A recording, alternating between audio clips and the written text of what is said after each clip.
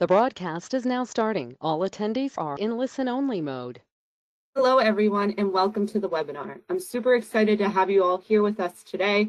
We have a really great industry-specific webinar on finance marketing with our finance expert, Marisol, here today. Super excited to hear what she has to say. We have a ton of great content to cover, and I'm sure that we all will walk away with a ton to learn from. So before we jump in, I want to just cover a few logistics to get us ready for this webinar. So make sure that you are checking your inbox later on for the materials from this webinar. It will be recorded, so you don't have to worry about taking notes or anything like that. The webinar will be recorded and you'll be able to easily access that recording on our YouTube channels, on the Local IQ and WordStream YouTube channels, similar with our other webinars, and you'll also have the materials and the recording in your inbox later.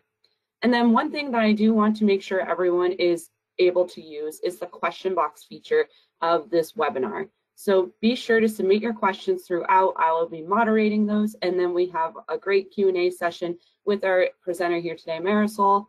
So be sure that you submit your questions for those. If you've been to any of our last few webinars, you know we've had some really great Q&A sessions, so I'm excited for that. So for the folks here today joining us on this webinar, welcome. And some of you might be familiar with the Local IQ brand. Some of you might already be working with us. Some of you might be totally new. And some of you might be familiar with our sister brands, WordStream and Reach Local. So for all the folks here today, I want to get us caught up on who Local IQ is. So we are an all-in-one marketing platform that helps businesses find, convert, and keep customers. So we marry proprietary marketing technology along with first-in-class free tools and service to help you have more time to focus on running your business while we help you market your business. And a common question that I often get on these webinars is how you can find out more about Local IQ and our sister brands, WordStream and Reach Local.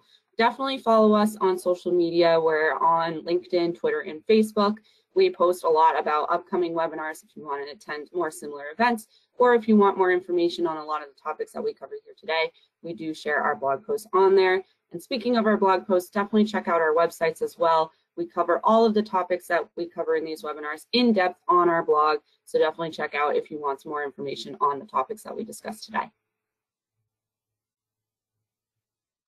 And a little bit about me, your moderator today. My name is Susie. It's wonderful to virtually meet you all. I'm a content marketing specialist over at Local IQ. I originally was working with businesses as a digital marketing consultant over at WordStream. So I took that, expertise of working with real life businesses and coaching them through all things digital marketing and applied it to the educational content I write today for Local IQ and WordStream. A fun fact about me is I'm based in Boston, and this is a super exciting time of year for me. My favorite season is the winter, so I just can't wait for the temperatures to cool down. It's been far too hot, so I'm looking forward to hitting the slopes and enjoying the snow this winter. And with that, I'll hand it off to our wonderful presenter today. Thank you, Susie. So unlike Susie, I do not like the winter. I am also based in Boston, Massachusetts, and I am more of a summer fall type of person. So although we can agree to disagree on that, we do have a lot of knowledge within the space. So I spent a lot of time really focusing on the financial space and understanding the nuances of how we can make marketing really work to the best of our ability with issues in compliance, understanding data, and really making sure we put the best foot forward in this ever-changing space. And as we all know with finance, it can be something that's a little nuanced and changes a lot. So when I do have free time and I'm not focusing heavily on finance, I do spend time at CrossFit, playing softball, and going on adventures with my dog, Aspen. So feel free to use the chat, ask tons of questions, and we'll try to get everything answered there for you.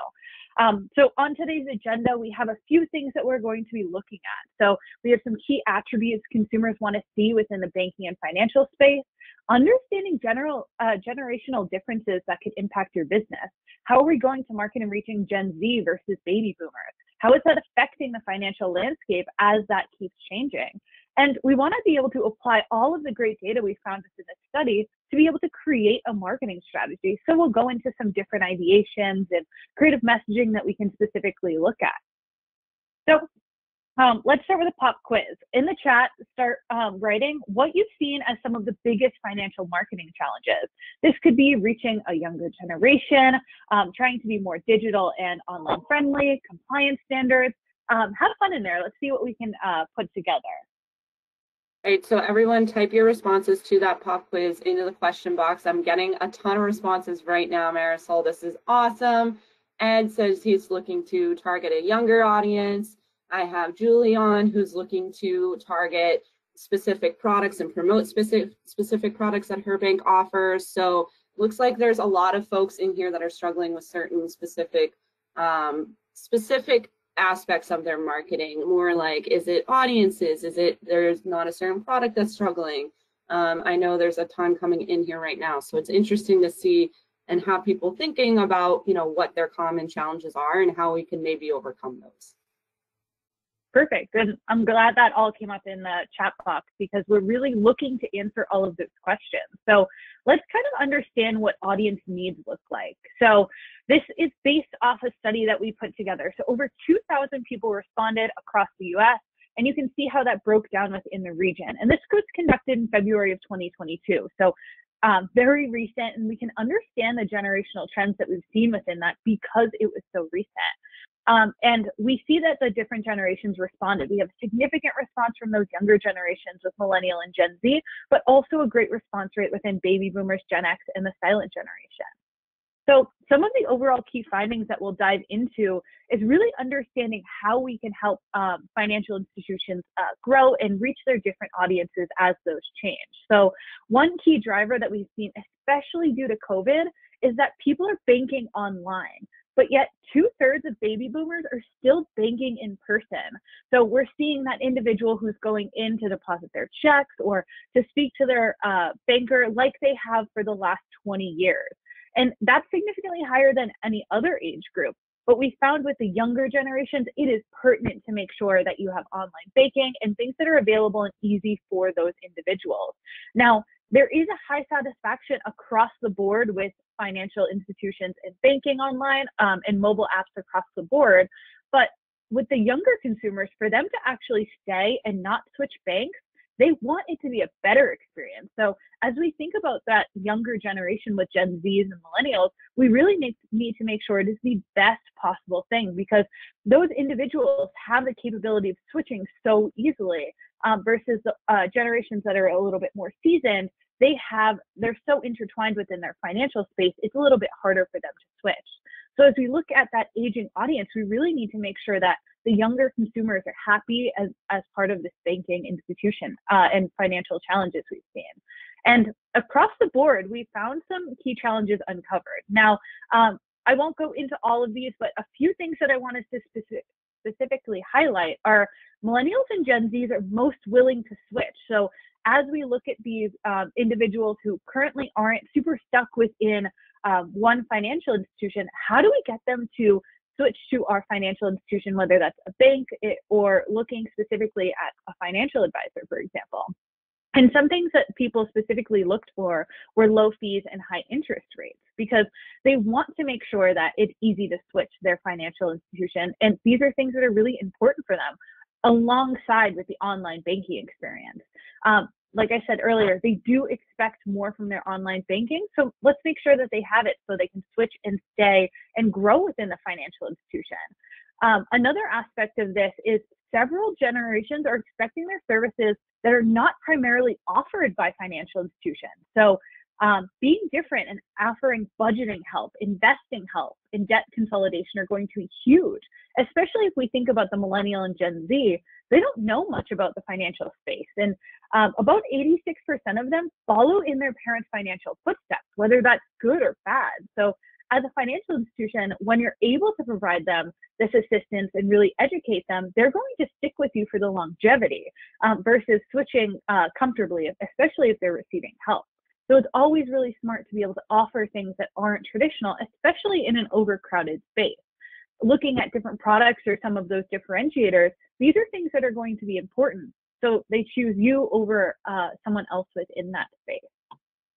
And we obviously have some solution or ideas that come with the fact that we've looked at things. So I said earlier that we found some challenges. So one is going to be that we're going to be able to promote low-cost banking to get switchers. So we want to get those younger generations to come in, specifically when we look at banking, for example. So affordable banks with lower fees, higher interest rates, and other perks and benefits of being a customer. The other aspect is to market your branches. And what I mean by this is to not only look at a brick and mortar location, but also look at the online footprint that you offer. So if you're looking to stick with a brick and mortar and really get people to come into your location, what are some of the differentiators of it? Is it an experience that people want to go into? How's your wait time within the space? Is it difficult to bank in person? But then on the flip side of that, market yourself online and make sure that people understand the online experience is really easy. So it's not just in terms of a traditional checking account or savings account, for example, but really also the investing platform that you have access to, applying for loans online. Do you have to go into a physical location? Do you have to print out a PDF and upload it? All of these things are going to be important to marketing your branches, whether that's online or brick and mortar. The other aspect of things is to really be able to teach financial literacy. So we want to make sure that we're promoting this aspect of things. So like I said earlier, how do we get those younger individuals comfortable with a bank or an investor or wealth management if they don't really have a ton of information about it? If they're following in their parents' financial footsteps, they would go with the same bank or credit union or investor that they've used previously. But how do we get them to stick with you? And financial literacy speaks to a big aspect of that. The other thing that we want to specifically look at is that anyone can save for retirement. So whether that's specifically as a wealth management provider, or if you're a bank or credit union that offers those things, we want to offer them younger to those individuals, educate them on what's available, and tailor programs that are available to them. So we understand that Gen Z and millennials are specifically going to have less in their portfolio, for example, but they're also spending less money on homes and staying at home longer. So are we able to have them start preparing for their future and then have more money in their investment accounts earlier in life? We're also looking at Gen X, and I'll dive more into that in a little bit. We've found a lot of really great research on how we're specifically looking at how those individuals can save. And again, on that same tone, helping customers start retirement. So introduce them to their full retirement program early. Have them understand the different life events that they're going to need to invest into and save for. And the earlier you get them, the longer they're going to stay with you. And this is just a graph of how the study really broke out to understand the decision-making process of each individual. So we understand low-cost customer service are going to be huge, but then also understanding that for some individuals, the location of branches near to work, home, or where they go do things is important, especially if you don't have a heavy online footprint. If they understand that they can do everything online, that location isn't as important. And as we continue through, we're really going to focus on making sure we're hitting the right audience. So we talked about this a little bit, understanding the generational differences that can impact your business. So when we look into the financial space, this is ever changing. We have a bit of a dying audience that's coming into play where all of their money is currently focused. But we really want to get the Gen X, Gen Z, millennial, who is going to be kind of continuing that funnel to understand how they can look at things.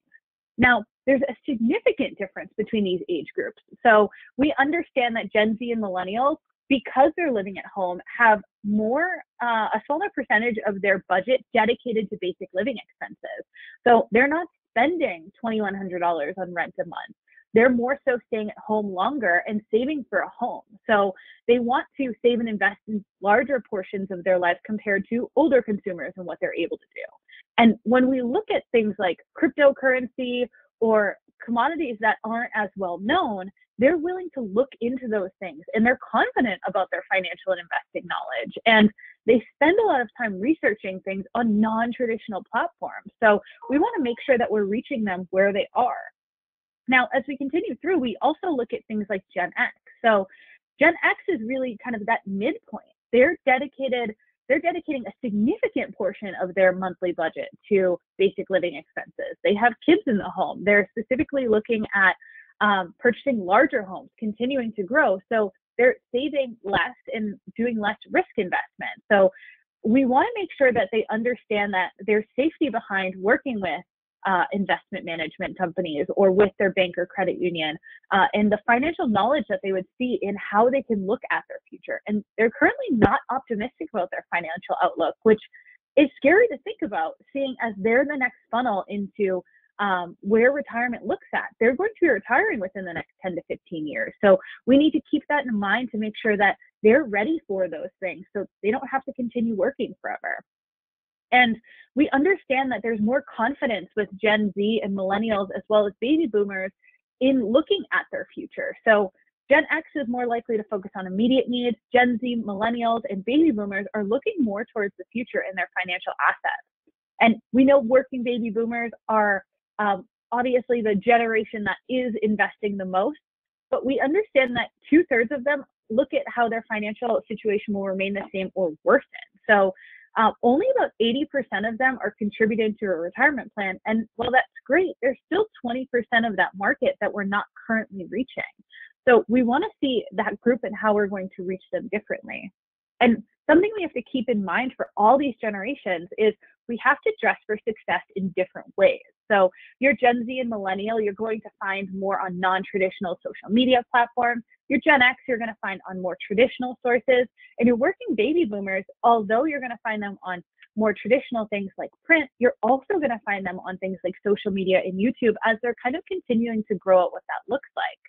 And we want to understand those things and really make sure that we're educating those audiences. So millennial and Gen Z, when you're reaching them on Snapchat and TikTok, you have to dress for success on that platform. Be confident in what you have to offer, be different, be fun, because that's where you're going to be able to educate those individuals. And we'll find out a little bit later that these individuals actually find most of their investing and banking knowledge within those platforms. So if you're not there, they're going to go to a competitor. And like I said, creative is going to play a major role in this. And you want to be fun within social media platforms, especially Snapchat and TikTok, because it's a 6-second clip. You're not going to be able to put crazy rates in there or get people excited about that, but more so the nuances and differences behind your bank, credit union, or investment management company. And we also want to think about life events. So these individuals are getting engaged, they're newly married, they're starting a family, and they're kind of purchasing their first home. So as we want to get them throughout their life events, we want to make sure that we're hitting them in different ways. When you're looking at someone who is recently engaged versus starting a family, they start to view things a little bit differently. So are they invested and ready to start a family, or do they need more help saving within that space? This is how you can get creative and do things that are a little bit different. The other aspect of things is Gen X and Boomer. So they're spending more time on things like Facebook, looking at branded content and targeted display.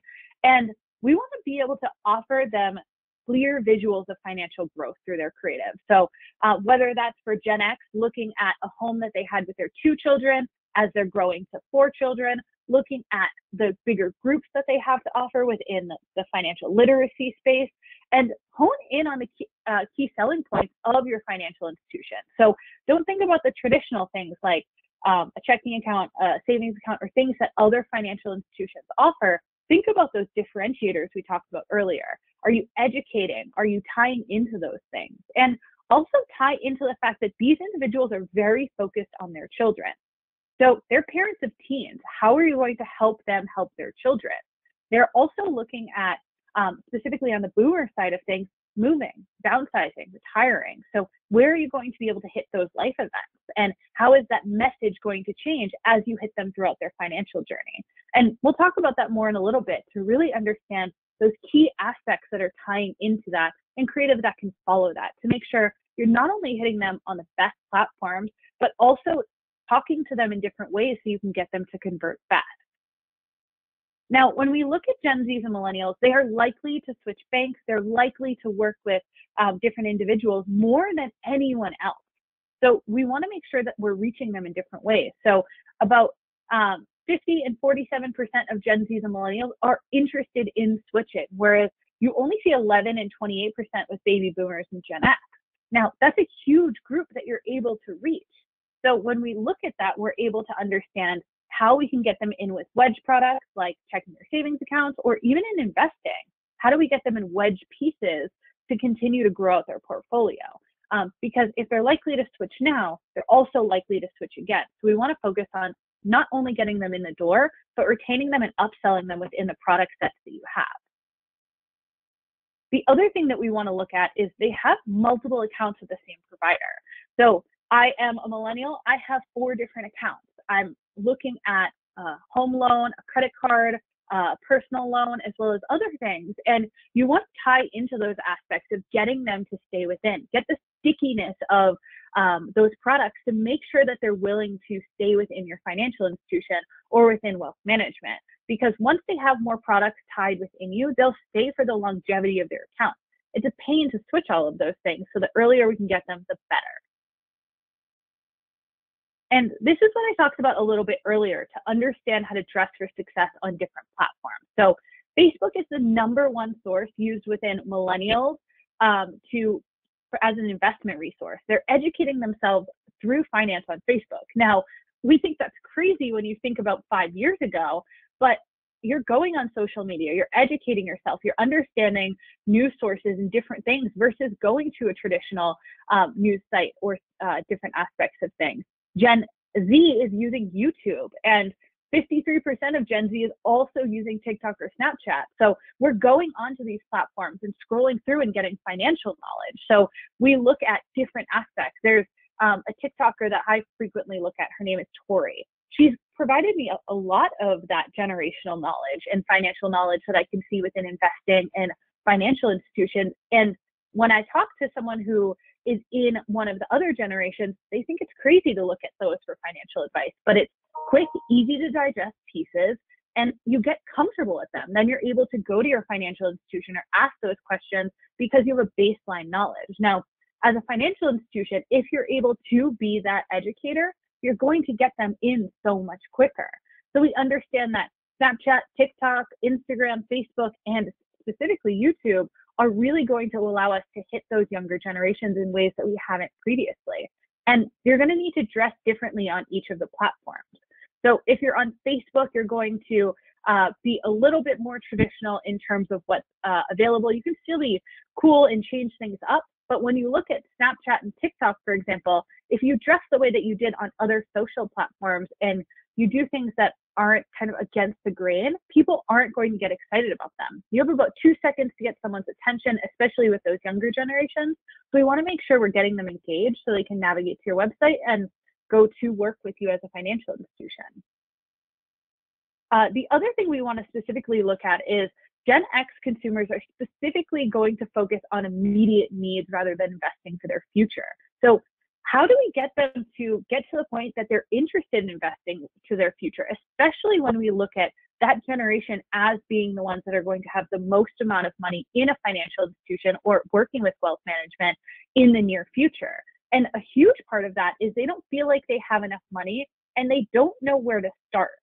So we want to make sure that we're educating those individuals so that they can get more disposable income to be able to invest, because we understand once you begin investing and learning about how to save for your future, you're able to get more income to continue to do it. Whereas the Gen Z and millennials, they have a lot more disposable income, but they're going to be able to put it into less contributions versus the older generations who are able to kind of tie into larger contribution models. And the way we market this too is going to be very different from different generations. So as we think about completing the funnel and growing it, we need to make sure we're hitting all these generations so that they're comfortable working with a financial institution across the board. And this is going to be my favorite part of the presentation. How do we put it all together and how do we address targeting limitations? So I've talked about a lot of data and information, but I didn't really give you a solution yet. So this really dives into what that looks at. So one aspect of things is really making sure that we're looking at potential switchers. So this specifically is looking at banks and credit unions, but the same types of concepts can be worked across the whole financial space. So awareness is going to be huge. So when someone reaches out to a bank or credit union or any financial institution in general, awareness is going to be a huge part of that. They're going to switch to someone that they've seen all over the place. Now, we think about when we're on social media or we're looking on Google to find something, you're more likely to choose the person that you see everywhere.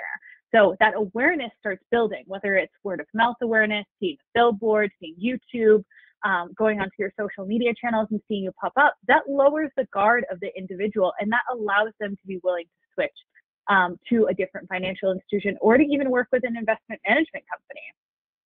The other thing you want to do is continue to look at the different value that you offer. So not just looking at the traditional accounts that you have to bear, but then also the non-traditional things that you're willing to offer, whether that's assisting them in understanding how to get a mortgage or the process they need to take to be ready to get a mortgage in a few years. What investment is available? All of those things are going to compel them to switch and stay with you as one of those sticky consumers. And we can also use different types of research to understand the consumers in your specific area, the consumers that you're specifically trying to reach, and put together framework behind that. So when we're trying to reach Gen Z and millennials, that is very different in terms of how we know that target audience. They're more likely to switch. When we look at a Gen X or a baby boomer, we really need to understand the ways that we look at that a little bit differently. And that ties into creative and different platforms that we're on. And we always want to trigger life events. Now, something to keep in mind is there's a ton of targeting restrictions within the financial space. We run into compliance issues, but then also different issues within Facebook and Google, to name a few. They want to make sure that we're following things like the equal housing lender guidelines and putting things out to everyone so that the playing field is level. Now, this is great to be equal, but it makes it really hard to get the right types of consumers in. Now, when we're able to target life events, focus on creative messaging, or hit them on the best platform, when we break them down to individual consumers, we're able to look at this a bit differently. So when we recently married customers, we're specifically looking at them potentially purchasing their first home together. And I'll use mortgage as an example just because it's probably one of the hardest things to do in terms of targeting. Now, we know we need to hit them within a 15-mile radius. We know that there's going to be specific places they're going to move. You're going to see that these individuals tend to move from cities into more suburban areas. So we specifically want to look at those things. We want to see different aspects of what they would be interested in terms of creative messaging. So having that lifestyle of how they used to live in the city, but the ease of transportation back into the city from where they're currently living. So all of those things tie into creative messaging. And we also want to make sure that we're targeting them on the right profile. So we can look at things like their relationship status changing on social media to understand that that would be a good area to start. The other things that we can specifically look at is things like expecting parents. So that new couple that just bought their first home, now they've had a child or two. They need to get to the point where they're interested in purchasing a bigger home. So we look at those nuances and differences as things like nursery planning, what to expect, mom blogs, and the fact that they're spending time on those things to target them with potentially purchasing a new house. And then you also look at other things as well, like parents of teens as they continue to grow, potentially move, presence of children by certain ages allows us to understand and hit them in different ways.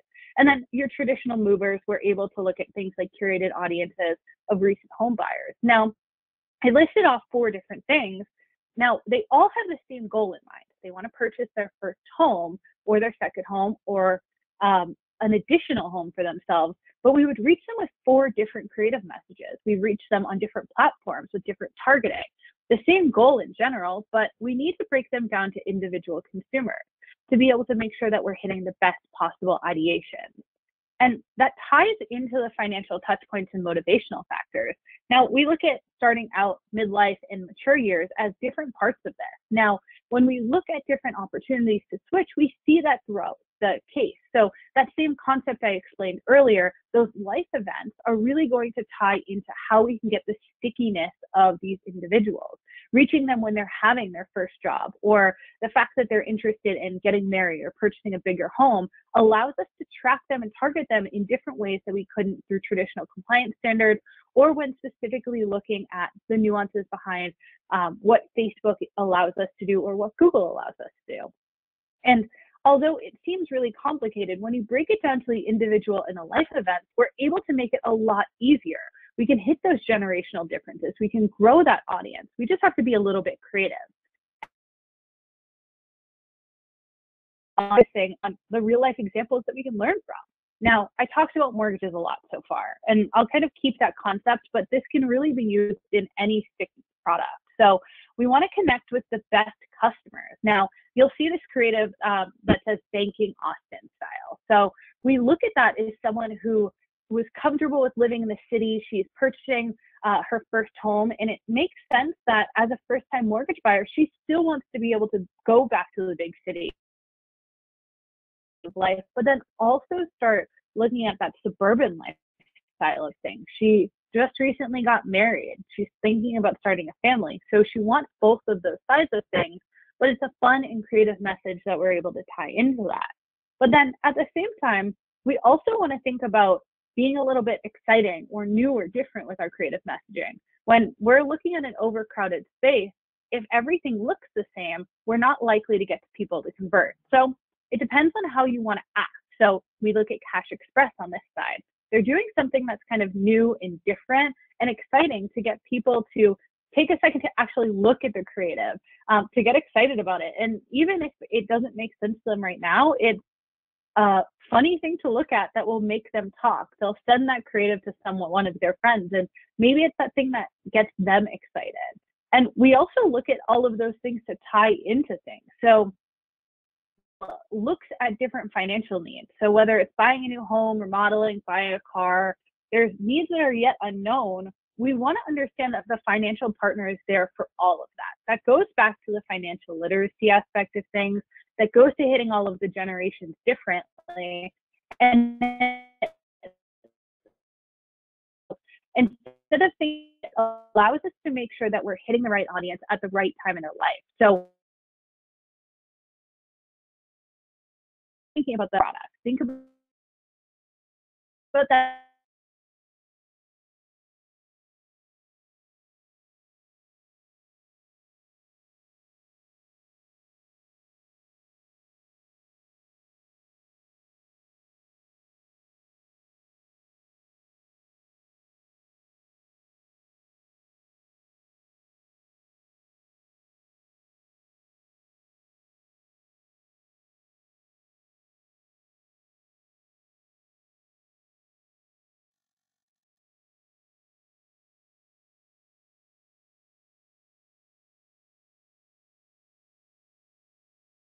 that we're able to tie into.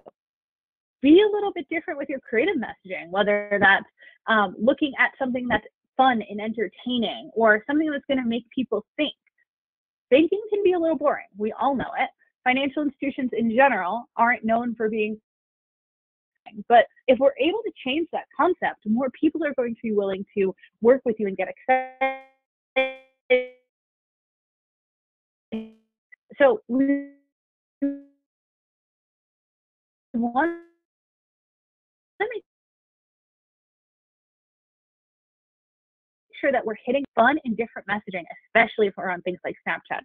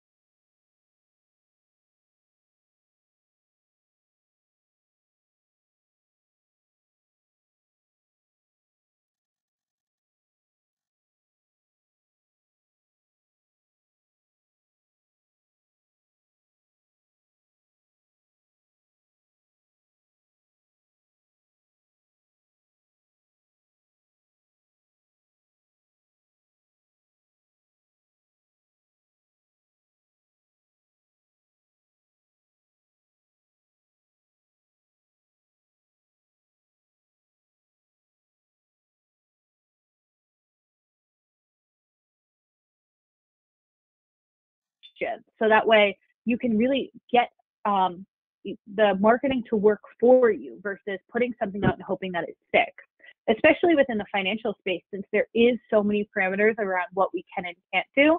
Not only research on the front end of things, but always making sure that creative is data driven, and then also making sure that everything works is going to be key. And I wanted to put out a few thought starters here, and feel free to put things in the chat for this as well. But we want to make sure that we're hitting different challenges that we've identified and thought starters that we can look at specifically.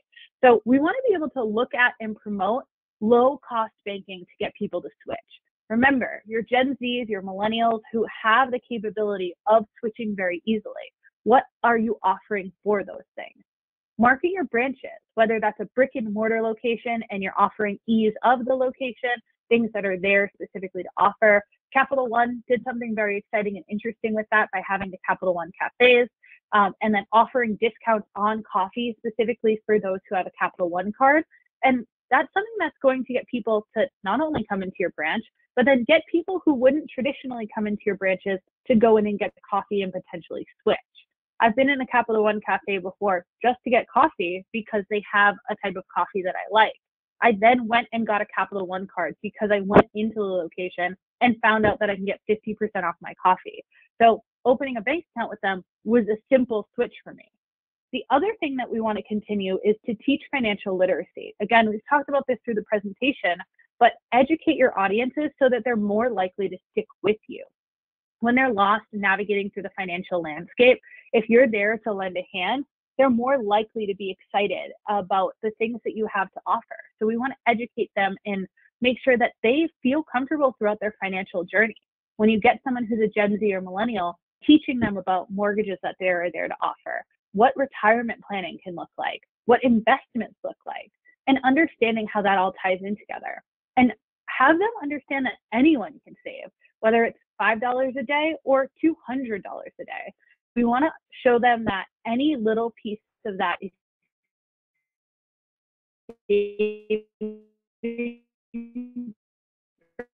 something fun, like saving a computer that you want to buy. All of these things are going to be identified throughout that, and things that people specifically wanted to look at. And we understand how this all ties together to make sure that we're hitting the best audience.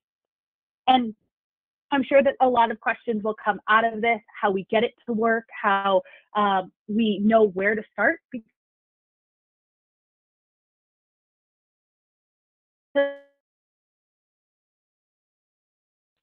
Start these things.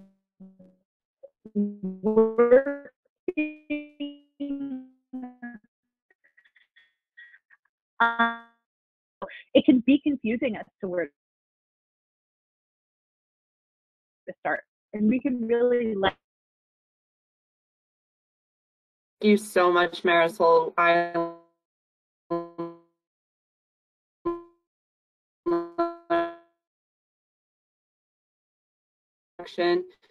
So this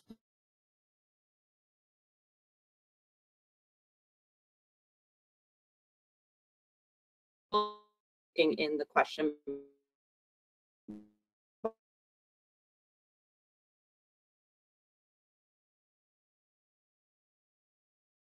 potentially want more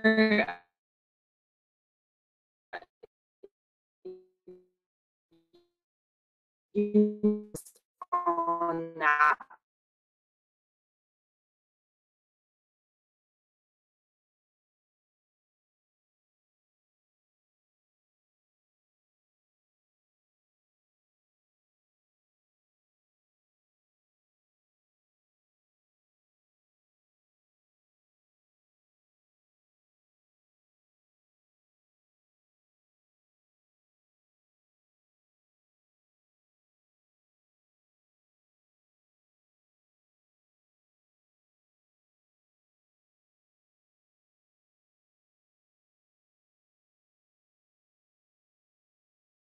Regulations. Every single different finance institution has a ton of internal as well as external regulations and restrictions that limit their targeting, their marketing to those wonderful audiences that you spoke about. So And could you just give me a few examples of, how to maybe combat that, maybe any times that you've dealt with that with folks and I have regarding that? Sure. And I think a big aspect is compliance is difficult to navigate. So I would first have a sit down with your compliance team and really understand what are going to be some of the challenges that you're going to face. So before you even think about marketing copy or specific platforms, is there certain things that they are hard against? I've worked with a few compliance teams that specifically would not let us even go on certain different websites. Like they didn't want to have their ads shown on Facebook because of things that had happened in the past, or they specifically had creative messaging having to show a certain type of individual or multiple types of individuals. So get ahead of that ahead of time so that we can understand where we can start with a baseline. The other thing that we have to keep in mind with compliance is sometimes even on products that don't have specific guidelines that we have to follow, like a checking or savings account, they'll still want us to broad target everyone. So just like I said with mortgages, that can be a little bit difficult in terms of what Facebook allows for. Think about those audiences that we're specifically looking at. How do we reach a business owner versus how do we reach someone who's interested in a checking or savings account? Just off the bat, a checking or savings account tends to be millennial or Gen Z to begin with. So when we look at that, we can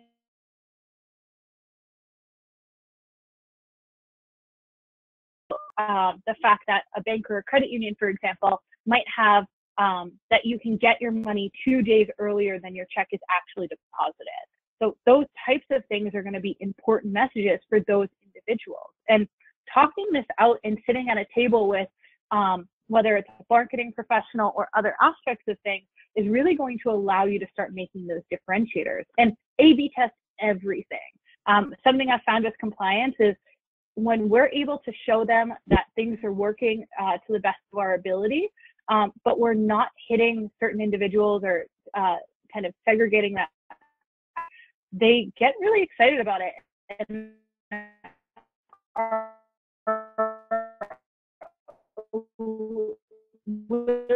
Great answer, Marisol.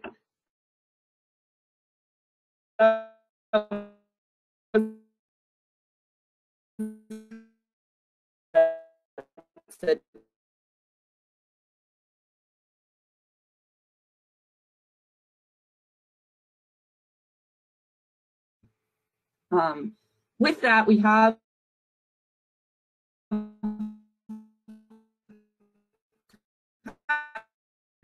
specific, but I think the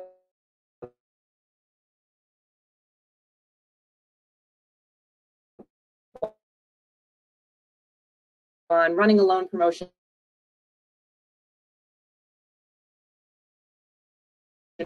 for institutions, best bet when it comes to targeting on Facebook? General is very difficult because they have nuances that we specifically can't hit.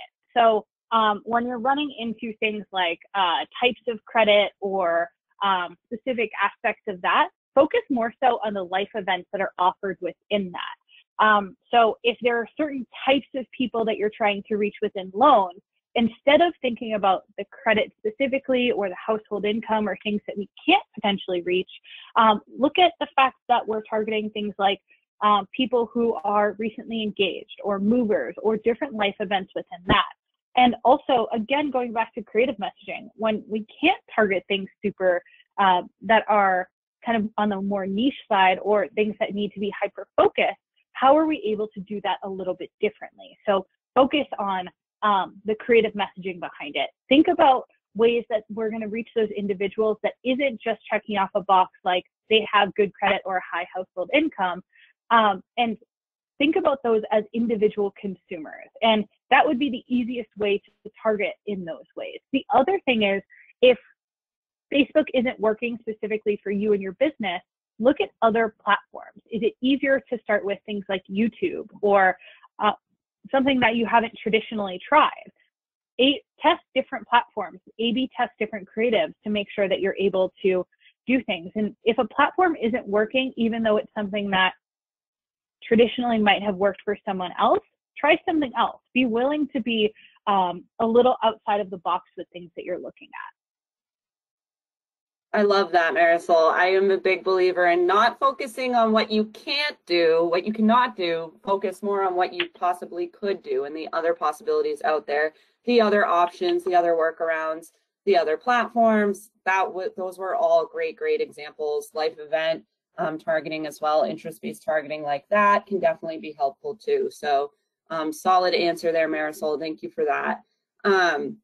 Switching gears a little bit, this is another interesting question from one of our guests, Norma here. She asked, something that I am curious to hear your thoughts on. So we've talked a lot about in this webinar, targeting to the average consumer, to individuals, offering baking and investing for maybe younger individuals or older individuals. But what would you say to those financial institutions that are maybe more B2B, maybe those folks that are trying to market to potential clients like municipalities or other businesses, local governments, authorities?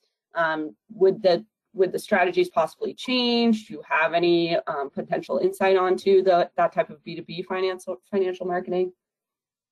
Of course, and B2B is something in general that's very hard to target, but we again have to think about that individual as a consumer. How are they as a small business owner? What are they more likely to be? And then also the platforms that they're more likely to be on. So instead of looking at some of the more traditional platforms, think about LinkedIn, think about Facebook in terms of being able to reach certain types of job titles, and market to them in the way that they understand. People are more likely to convert as small business owners on Facebook from what I've seen with campaigns that I've run within the financial space, because they're not specifically looking for something. They're at home after a long day at work and their guard is down. So they start seeing those ad copies within that. Also, specifically looking at things like email, reaching them in their inbox, but then also creating different aspects of things. So you're hitting them via their inbox, but then also using things like addressable geofencing on things like connected TV and display. So using those same types of people that you're trying to reach and hitting them multiple times. Because in a lot of standpoints, you can't hit them the same way that you can hit traditional B2C consumers. So thinking outside of the box with that, and also be willing to put in a lot of effort towards that. Dress for success differently on LinkedIn than you would on Facebook. So when you're on LinkedIn, you're more likely to reach white collar professionals, whereas on Facebook, you're going to be able to reach a mix of both. So you want to reach them in different ways, but always break them down to who they are as an individual versus thinking about them as a business owner or just specifically focusing on B2B. Wonderful. That's a really solid answer, Marisol. Thank you for that. I definitely agree. And that's something I've always joked about just in the general world of B2B marketing is, let's say, I'm a finance decision maker for, a local municipality or whatever it may be. I'm not necessarily looking at financial related materials online all day. I'm planning what I'm going to have for dinner later. I'm looking at the weather for the weekend, so thinking of those out of box placements, like you had said, Marisol, I definitely is an interesting take on it. And definitely, depending on the placements, whether it be, like you said, LinkedIn versus another platform, obviously that, that copy, that content is going to look a little different. Awesome. So I have another question coming in here from Jasmine. What would you say to the financial institutions out there that have maybe a specific goal in mind, very, very specific here? Jasmine was saying she's looking to increase new memberships, which I'm sure is a common goal for many banks out there. Let's say I'm totally new, don't know where to start when it comes to my online advertising, but I know for sure I need to push new memberships. How would you start to go about that? Sure. So when we look at new memberships, and I assume you work with a credit union, Jasmine, you're specifically looking at those wedge products that people are looking into. Now, I'll be honest with you. Proving ROI with checking and savings accounts is a lot harder than it is with mortgage because we don't exactly know the nuances behind that. We know we can drive people to your website. We know that we can get those things, but the amount of money that someone will put into a checking account could range from 25 to 20,000 or even higher than that. So when we're able to get in new members, the ticket value tied to each member could be a little bit different. But we want to think about traditional platforms for them. The fact that they're actively searching for checking or savings accounts on Google, we have to keep in mind that the cost per acquisition on that might be a little higher. There's a lot of competition in the market for checking and savings accounts. Focus more heavily on things like Facebook, YouTube, driving awareness within those spaces. And then also keep focus on the key differentiators that you offer. So if you're specifically offering things like get paid 2 days earlier, if you're offering an incentive like $600 if you open a checking or savings account, you're more likely to get better conversion rates in a market that is so dense. So be willing to do something that is a little more focused on a message and things that people will get to offer to actually get them to actively switch or to even open their first checking or savings account, especially when you're looking at those younger audiences. Awesome. Thank you, Marisol, for that. That was super interesting. And I love how you always keep coming back to kind of thinking about how you would predict the conversion rates for certain strategies. I think that's great to be thinking, all right, well, realistically, how would somebody potentially convert off of, this strategy versus another? So really great insights there. We're going to wrap up with maybe one last question here. I wish we could get to all of your questions today. This is amazing. As you can probably tell, Marisol could talk about finance marketing all day, all night. She lives and breathes it. So this is really, really great. But sadly, we're coming up to time. So I want to wrap up with one last question here. And I think this is a good wrap up question because it's probably on the mind of a lot of folks. And this is coming from a few different folks on the line now, but a few of you, many of you were asking, maybe your finance institution, your bank, whatever, your credit union, whatever it may be, is kind of new to online advertising and marketing. Maybe you're just more of a brick and mortar location and you have, mainly that focus of foot traffic and that brick and mortar location focus. How can you switch to a purely online focus? What would be the best strategy to kind of get started with online marketing as a financial institution? Sure. I think a few things you have to keep in mind. So when we're looking at being completely online versus brick and mortar focused, you're going to lose a certain audience that you may have reached previously. So you're going to get more Gen Z and millennials or people who are willing to have an online, etc. But you might lose the people who want to go into a traditional brick and mortar. So if you're okay with losing that, then that's a good place to start. The other thing that you need to keep in mind is because you're going to be reaching that younger generation, you want to be exciting on different platforms. You're going to have to completely throw out the traditional box of being comfortable within creative that looks similar to everyone else. So get exciting, change it up, be willing to go on non-traditional platforms like Snapchat and TikTok. Get people excited about the fact that it's so much easier to do everything online. And that's going to be a big challenge at the beginning, and it's not going to show the biggest conversions to start with because they're going to need awareness of the fact that everything is online.